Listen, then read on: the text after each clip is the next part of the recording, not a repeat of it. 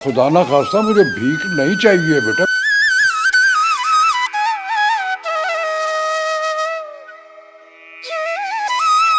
आप बिस्तर पे पड़े हुए हैं और आपको मेडिसिन के लिए 5,000 रुपया चाहिए, आप तब भी हुकूमत के आगे हाथ नहीं नहीं फैलाएंगे। फैलाऊंगा, मर जाऊंगा।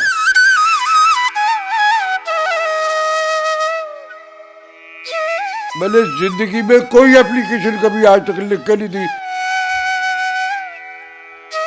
अगर आप पाकिस्तान में ना होते, मतलब राशिद महमूद ने ये 45 साल पाकिस्तान में ना दिए होते, इंडिया में दिए होते, तो आज मैं मल्टी बिलियनर होता।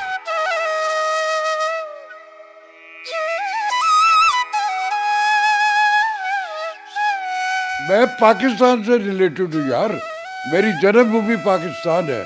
पाकिस्तान शनाख्त है मेरी। सर पछतावा होता है कि वो 45 साल पहले जो डिसीजन आपने रिजेक्ट की थी, रिजेक्ट ना की होती। लफ्जों की हुर्मत से आशनाई मुझे रेडियो पाकिस्तान ने दी हुई है। ये जो नई उनकी फिल्म एक आई है जिसमें वो अक्षय खन्ना है, विनोद खन्ना साहब का बेटा, उसने जुलूस निकाल दिया कि सबके कान। हमारे यहाँ जो बर्बादियाँ हुई है वो हमारे शो बिजनेस इंडस्ट्री का ड्रामा हो या फिल्म घुसपैठियों के हाथ हुई है। एक मैंने पॉडकास्ट देखा था उनके इंडिया की किसी, तो उसमें ये इस कदर उसने मेरी तारीफ की, अगर मैं किसी को नहीं अच्छा लगता तो ना सही।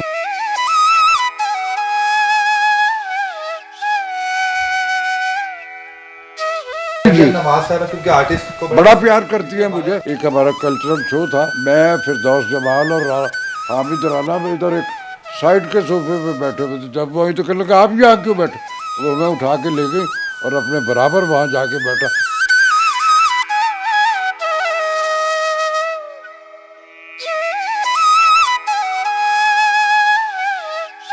अच्छा राशिद साहब, ये बताइएगा कि मैं इस वक्त आपके इस वक्त कमरे में मौजूद हूँ और मेरे ख्याल से जिस तरह एक एवरेज शहरी का कमरा होता है वैसे ही आपका, जैसे मेरा है, जैसे बाकी लोगों का होता है, मतलब ये लग नहीं रहा, मैं आम आदमी हूँ यार, मैं कोई खास स्पेशल नहीं हूँ। लग नहीं रहा कि यार ये उस सुपरस्टार का कमरा है जिसने 45 साल पाकिस्तान पे राज किया और जिसके ड्रामे ना सिर्फ पाकिस्तान में दुनिया भर में मकबूल हुए।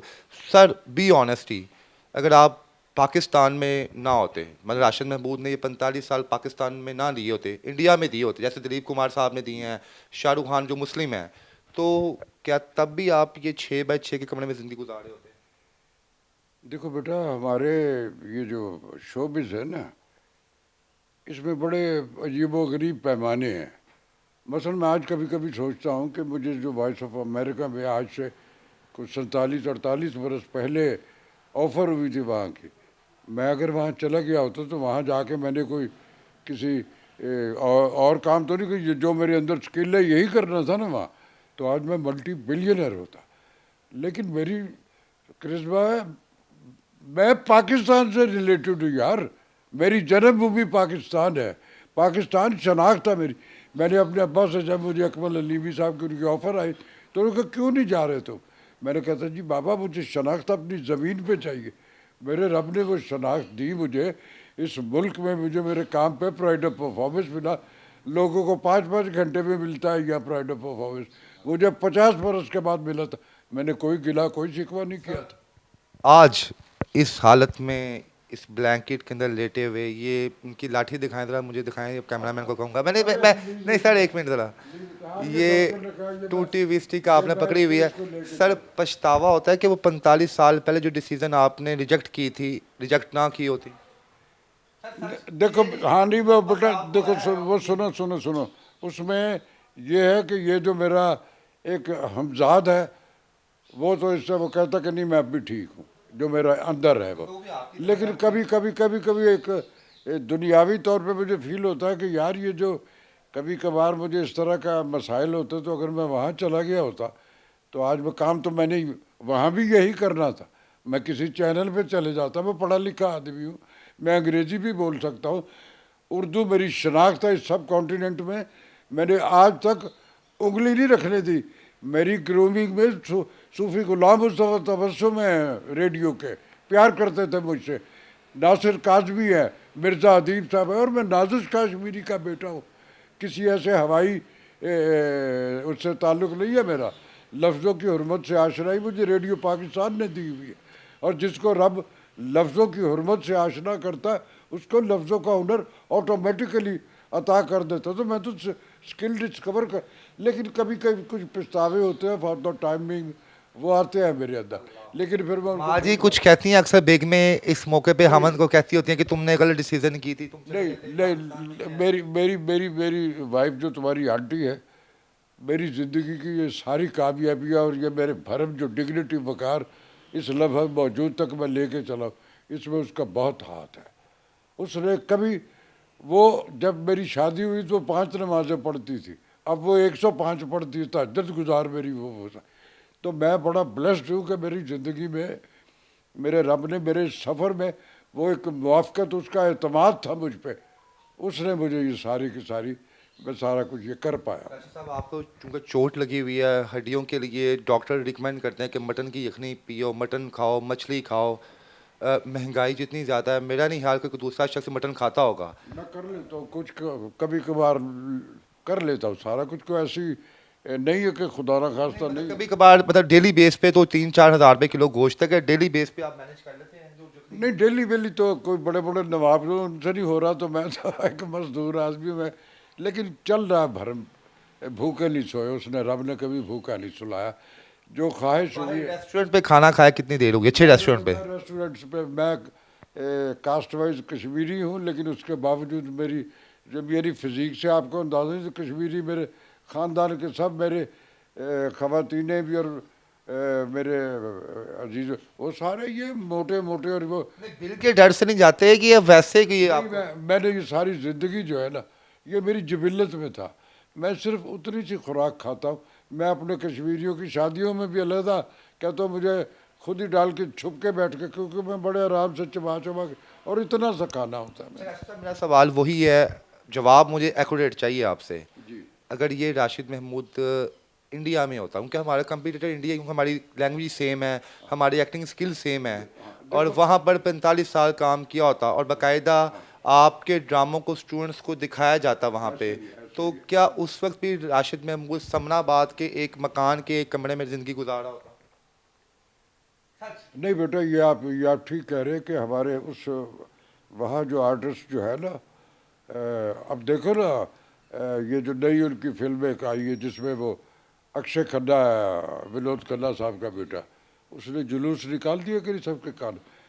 काम जो है, काम को पजीराई दुनिया के हर खिते में होती, लेकिन हमारे यहाँ मुसीबत ये है कि हमारे यहाँ जो बर्बादियाँ हुई है, वो हमारे शो बिज़नेस इंडस्ट्री का ड्रामा हो या फिल्म हो, घुसपैठियों के हाथ हुई है, जो इकोनॉमिकल पंटर भी घेरे उन्होंने, और उसके बाद आज जो सारे के सारे, वहाँ पर जो प्रोटोकॉल मिलता है, जो इज्जत दी जाती है। मेरे मुझे जो अदब एहतराम मिले, एक पाकिस्तानी मेरे दोस्त हैं नासिर ढिल्लू, वो,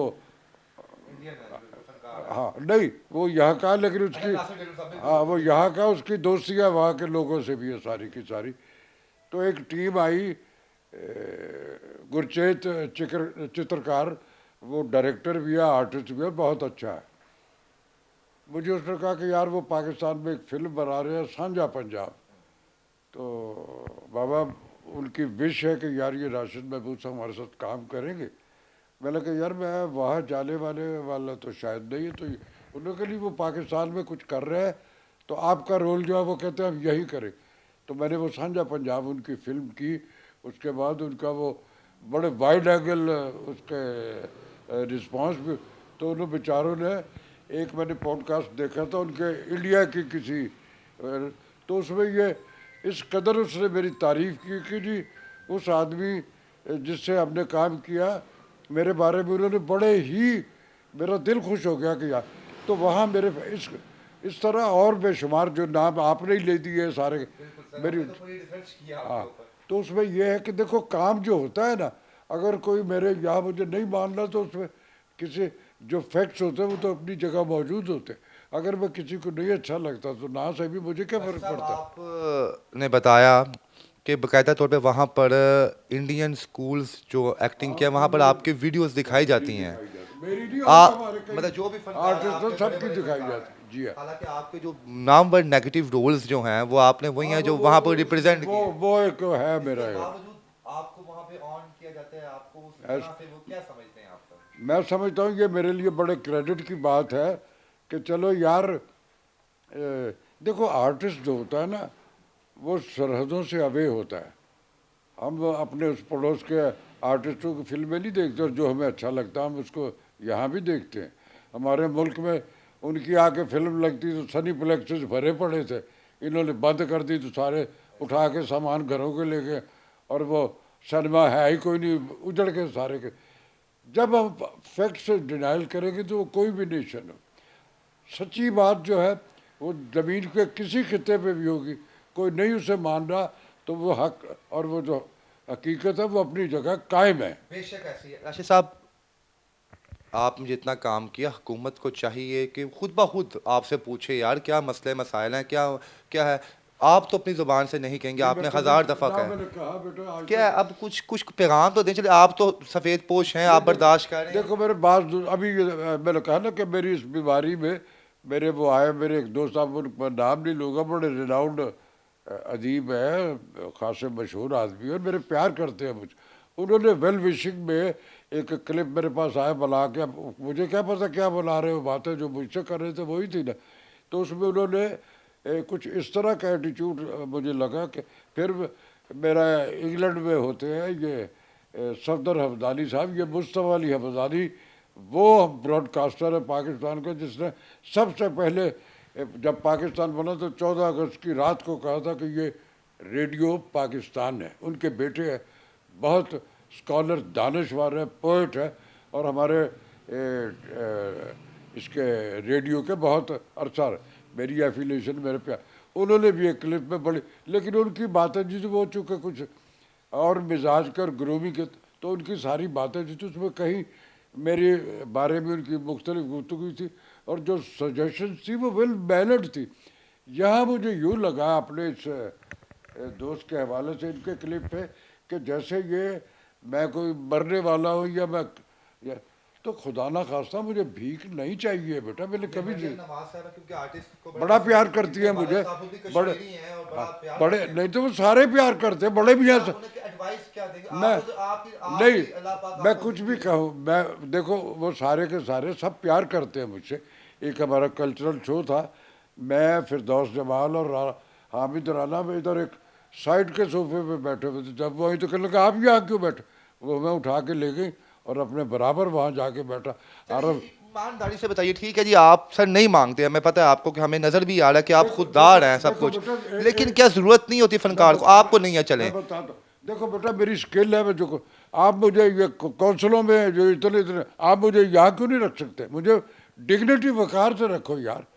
और अगर बाज़ लोग कहते हैं कि मांग, मैं क्यों मांगूंगा, अभी मेरी ज़िंदगी की पार्टिसिपेशन है, इससे आप लोगों को बेशुमार कभी किसी को तबों के हवाले से नवाजा जाता किसी को, तो क्या ये मुझे डिग्निटी और वकार से वो कोई ट्रिब्यूट के तौर पे मेरी अगर इकोनॉमिकल भी करना है तो मैं लिख के नहीं दूंगा कि मुझे मैं मर रहा, नहीं मैं नहीं मर रहा भाई, मैं खाता हूँ रोटी खा के सोता हूँ, मुझे नहीं है। आप मुझे हुकूमतें जो होती है वो एक ट्रिब्यूट भी तो कर देती है ना। तो अल्लाह ना करे अल्लाह पाक आपको अपने जनाब से दे, आप जिस तरह भी आपकी हेल्प हो रही है, अगर अज्यूम करते हैं हम फोर्स को 2 मिनट के लिए, 2 मिनट के लिए अल्लाह ना करे मेरी ज़ुबान में हाक हो, आप बिस्तर पे पड़े हुए हैं और आपको मेडिसिन के लिए 5,000 रुपया चाहिए, अज्यूम करें सर हम, आप तब भी हुकूमत के आगे हाथ नहीं फैलाएं। नहीं फैलाऊंगा, मैं मर जाऊंगा, मैं मर जाऊंगा, मैं नहीं मांगूंगा, मैंने नहीं मांगा कभी, नेव मैंने ज़िंदगी में कोई एप्लीकेशन कभी आज तक लिख के नहीं दी। मैं उस पैनल पे हूँ जिसमें ये आर्ट एंड स्पोर्ट्स फंड होता है, मैं उसके बोर्ड ऑफ गवर्नर्स में भी और उस एग्जीक्यूटिव कमेटी में। ये पिछले दिन हमारी एक मैं आपने बड़े बड़े खुददार देखे हैं अपनी जिंदगी में बहुत, लेकिन ये शख्स ये देखें आप खुद मुझे, आप खुद अपनी मर्जी देखें जी, हम अपनी खुशी से राशिद साहब को ये उनकी इस पार्टी से उसमें से, तो ये एक डिग्निटी मेरी ना मेरा उसमें मैं नहीं बिल्कुल कभी उस तरह मैं मर जाऊंगा भाई।